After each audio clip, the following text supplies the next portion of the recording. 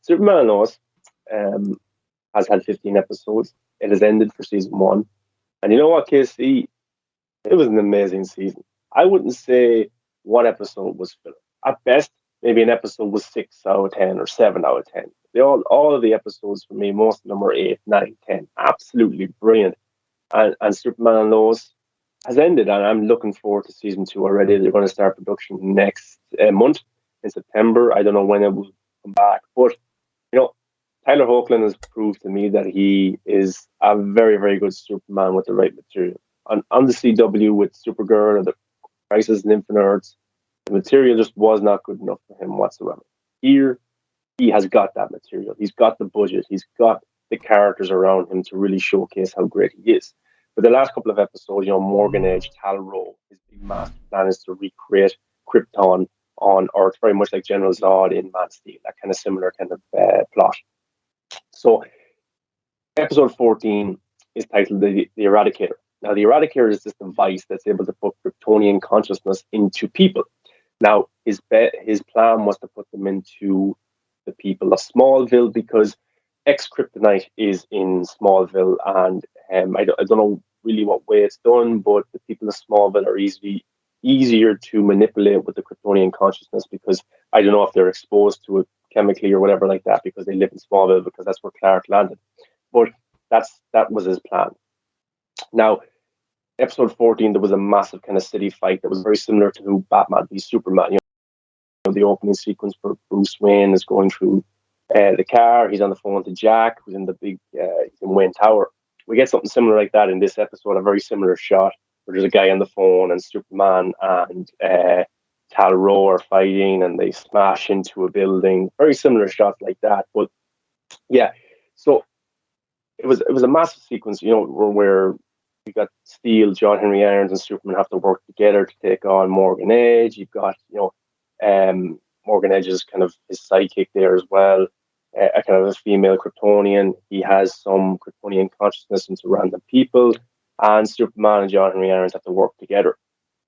But it was setting it up to be what happened on John Henry Irons' Earth, because on John Henry Irons' Earth, Superman went evil, of course, and the world was destroyed. And on that world, his wife was Lois Lane, and evil Superman, killed his wife, Lois Lane. That's why he came to this Earth to take on this Earth Superman in case he went bad. And, we went through that episodes ago, but then, he realized that the Superman of this Earth is good, so he teams up with him, they work together. But we get a very similar shot because episodes ago on the bad Superman Earth, he kills Lois Lane. She's reporting, he comes up behind her and he X-ray beams her to death, which was pretty brutal. On this Earth, it's a little bit different. It's the female Kryptonian that works with Morgan Edge. She is about to do it to Lois Lane, but then John Henry Irons, his kind of complete arc comes into play, and he's able to save his wife not from his Earth, but Lois Lane was his wife. He's able to save her. So full circle there. He gets to save her. That's awesome. And John Henry Irons and Superman work together. They take down Morgan Edge, and he seems to be gone. But by the end of the episode, Morgan Edge takes Superman's son, Jordan, as hostage. And Jordan has his father's powers very similar to him. Not fully equipped yet. He can't really fly, but he has kind of the X-ray beam. He's powerful and stuff like that. He's still kind of understanding his powers. And we're kind of left in a cliffhanger why Morgan Edge took Superman's son. I think the episode, kind of Elizabeth Tulloch, who plays Lois Lane, and Tyler Hoechlin, who plays Superman, they have a very emotional scene together where, they're crying because he can't find his son because Morgan Edge took him and they're afraid that he's going to kill him. So episode 14 was a really good setup for the finale. It felt like a part one, of part two. But I really liked the action sequence within the city. I thought it was good. The visual effects and stuff like that have not always been like stunning for this series, but of course maybe a budget thing. Of course, it's on the CW a TV channel or the CW app, so it's not always going to be like cinematic.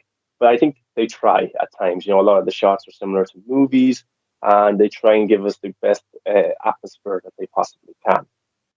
And Morgan Edge's plan is to put Kryptonian consciousness into all of the people on Earth and recreate a new Krypton.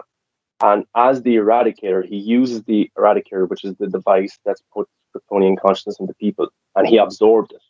and he went to the sun as well and used the energy of the sun. So he's become this even more powerful Kryptonian. And instead of the device putting the Kryptonian consciousness into people, he now can do it himself because he absorbed it. But we go into the season finale, and the reason that Morgan Edge took Jonathan, or Jordan Kent, I should say, Superman's son, who has Superman's powers, was to put his father, Zeta, his consciousness into Jordan. So that was a pretty interesting dynamic. I thought maybe he would bring back General Zod that way. But Superman has to find his son. He can't find him, but eventually does find him.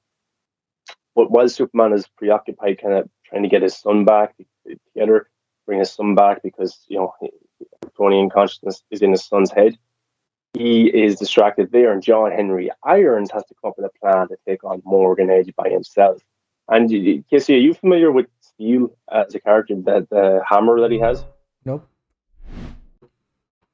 Okay, so John Henry Irons, kind of his trademark weapon is a hammer, and it's a big, massive steel hammer, and he's able to take down Superman with it and Kryptonians. That's kind of his basic weapon. It's a pretty cool one. It's pretty awesome. But yeah, he has to kind of look after Morgan Edge, and Morgan Edge, is very much a presence in Smallville because the military is still in Smallville, and people in Smallville are kind of a little bit annoyed because they think that Superman has just beaten Morgan Edge in Metropolis. He defeated him. Why is the military still in our town? And the reason being is because the military, they can't find Morgan Edge. They don't know where he is. So the people of Smallville are pretty upset at this. And Morgan Edge shows up, and he uses some of the military soldiers. He puts some Kryptonian consciousness into them, and then they go to Metropolis to take down kind of Metropolis. And that's where John Henry Irons is kind of preoccupied there. So yeah, I thought it was an interesting dynamic, two kind of storylines going on together, and then Superman is able to bring back Jordan, and then Lois Lane uses the device that Morgan Edge used on Clark a few episodes to go into his memories. And so what Lois Lane is trying to do is she's trying to go into his son's memories, go into Jordan's head, but in his head, of course, is Zeta, Tal-Rho, Morgan Edge's father, or Kryptonian consciousness. So she has to kind of go into his mind and bring back her son, which she eventually does. It was tough, but she eventually is the only one that's able to do it. She did it a few episodes for Superman, for Clark, when he was kind of overtaken by Morgan Edge as well. So that was a pretty cool storyline that was going on. But yeah, the end fight between Superman, Morgan Edge, and Steel was pretty awesome. It was really cool. And there's some really cool shots in this episode as well. I don't know if you've seen, I put up a post on Twitter. Really cool cinematography, awesome stuff. So yeah, Superman and Lois has been just an awesome season. And like when the big climax fight happened, there was 15 minutes still left in the episode. And I was like, where are they going here? Because they've fought Morgan Edge, spoilers, like of course they're able to defeat him. And I was wondering, where does it go next? And there's a really powerful line because Morgan Edge isn't really that bad. He just wanted to recreate Krypton onto Earth because his father kind of mentally abused him and physically abused him and drilled it into him. That's what you have to do. You have to bring back Krypton. That's your job. You have to do this here on Earth. And Morgan Edge, as in flashbacks, we got to see him trying up in different ways, maybe he thought he could change Clark. They could work together maybe in a good way.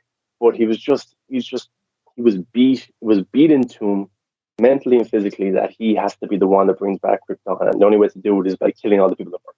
And he goes to Superman. He says, all I wanted was a brother. All I wanted was a family. And Superman's like, you had me.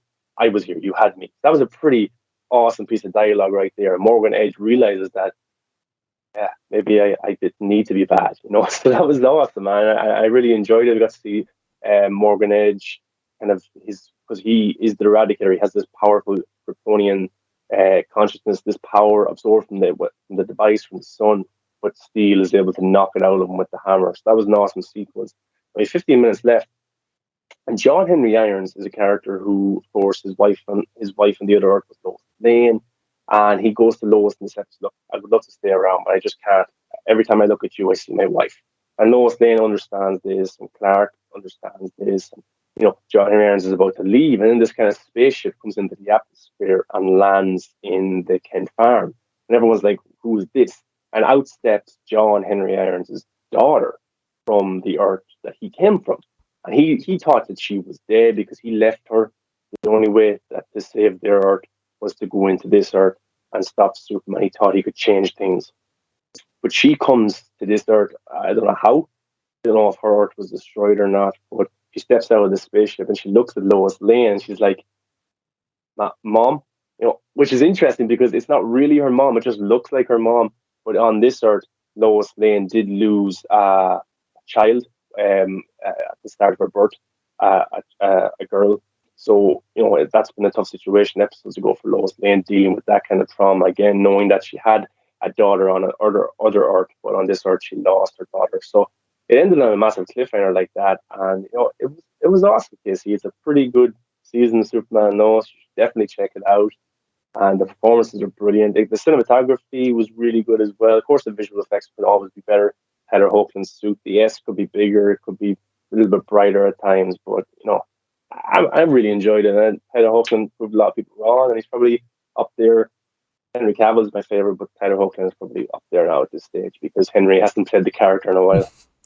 Yeah, I mean, let's hope that he is cameoing in the future movies that's coming up. Yeah, I like even though it was a season finale, it set up a lot of things. Like General Lane, Lois Lane's father, he stepped down from the military. So I'm interested to see if he'll appear in season 2. What's going to happen with John Henry Irons and his daughter, and then Lois Lane, that dynamic. Morgan Edge isn't dead yet, so what are they going to do with him? Will he come back in season 2? Will he become like a Joker type character to Batman? He visits him in Arkham Asylum, he visits him in the cell, they talk, he helps him through things. That could be an interesting dynamic, but who's going to be the big villain for season 2? And in episode 14, Central City was dropped, and there's a love interest for the character of Jonathan, who this girl says her father, they moved from Central City, her father went to prison. So hopefully it's not a CW Flash villain. Hopefully they don't tie them together too much. But I think there's talks of another Crisis in Infinite Earths happening, and I I'm wouldn't be pretty sure. surprised if their most Yeah, popular, yeah, their most popular show right now is Superman and yeah. Lois. So to get viewership for the Flash and for Batwoman, they could end up having Tyler Hoechlin appear. I just hope it's not canon to the Superman and Lois show. He can go over there and do what he wants, but just keep this as its own confined thing. But like John, as a Diggle Yeah, he appeared. on Arrow, is that the character? Yeah, he appeared a few episodes ago and he did practically nothing. He could have not appeared. I don't really know why he did.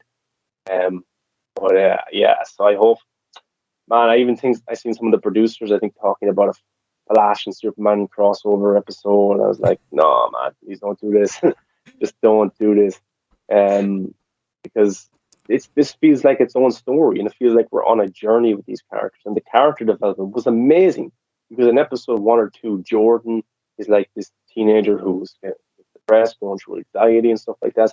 And his full arc is brilliant, where he has Superman powers and he's able to help his family. And you have John Henry Irons. He came to this earth with the motivation to kill Superman because Superman killed his wife. But then he realized that the Superman of this earth is kind and he's kind of his, Lois Lane is his anchor, very much like John Henry Irons' anchor was Lois Lane on his earth. So I've been impressed. Morgan Edge was a great villain, really, really good villain. I really like his origin story as well. We got to see that over time. Yeah, so Superman Lois, 15 episodes, pretty solid stuff. Hopefully it stays to 15 episodes and the budget stays the same for season 2. Awesome.